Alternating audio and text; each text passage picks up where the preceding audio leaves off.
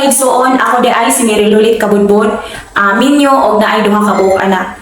No ay sa unsa man ang discipleship. Para sa ako ang discipleship is siya ang isa ka pamaagi aron ang atong kinabuhi ma-align, ang atong kinabuhi mapurma, ang atong kinabuhi mahimo nga mabungahon. No sa akong journey as a disciple, diha na ako nakita nga ang akong kinabuhi wala nagpabilin nga maulang, wala na ko nagpabilin sa unsa ang akong makaya, but sa ako ang journey is ni step forward ko sa unsay kaya buhaton ni Lord sa kuha. Ang discipleship mo ay nagpurma sa kuha nga mahimo ko nga isa ka leader or mahimo ko nga tinuod nga leader or servant ni Lord. No, sa akong journey is dinha na ko nakita nga ang discipleship dili lang siya atik-atik or dili lang siya sabay-sabay, but ang discipleship is mag-lead nato, mag-push nato, magdisiplina nato ang mga leader.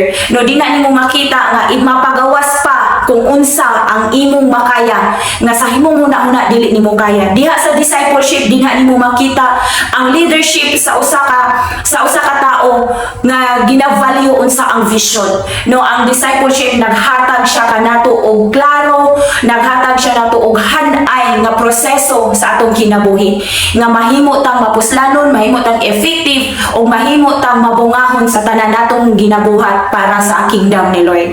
No, ang discipleship is dili lang siya nga kanang atik-atik or kinahanglan nimo sabay-sabayan, but throughout the journey dapat masabtan nimo nga ang discipleship is kanang baguhan or kanang ihanay ang imo ang kinabuhi, no, baguhin ang imo ang life, no. So ingon ana ang discipleship kay dire tinudluay, dire pinugaay, dire ang discipleship is kinahanglan siya nga ikuan yoga i-develop yoga or purmahon yoga hangtod nga mahimo ka nga tinuod nga servant ni Lord, or hangtod nga mo masabtan nimo ngano niliho ka. Kay ang discipleship dinha ka mag-learn, dinha ka ma-develop, dinha ka ma-lead sa unsay gusto o plano ni Lord. No, dinha po sa discipleship, dinha nimo makita ang tinuod nga purpose sa imo ang kinabuhi. Ang imong kinabuhi dili lang kataman nga maminaw or dili lang kataman nga mo manginabuhi, dili lang kataman nga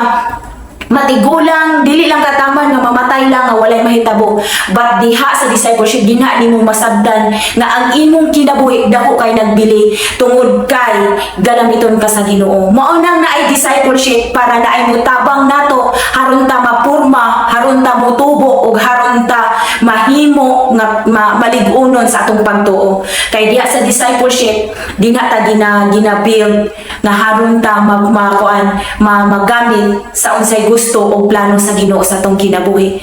Dako og plano ang Ginoo sa atong kinabuhi mga igsoon. Pasalamat ta kay nakadungog ta or naka-experience ta nga naay mo atiman nato.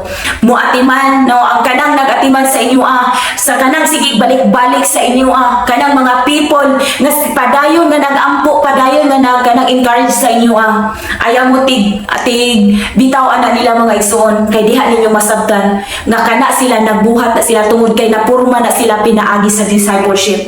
Kung unsa ang ginabuhat sa atong leader, mao po na dapat natong buhaton tungod kay dili ni iya-iya, dili ni ako-ako, but ang discipleship is dungan ta nga magpapurma haron dungan ta nga motubo o mubunga. So maura na ako ang ma-share karon nga kabuntakon mga igsoon, og daghan kayong salamat. God bless you sa inyo ang tanan.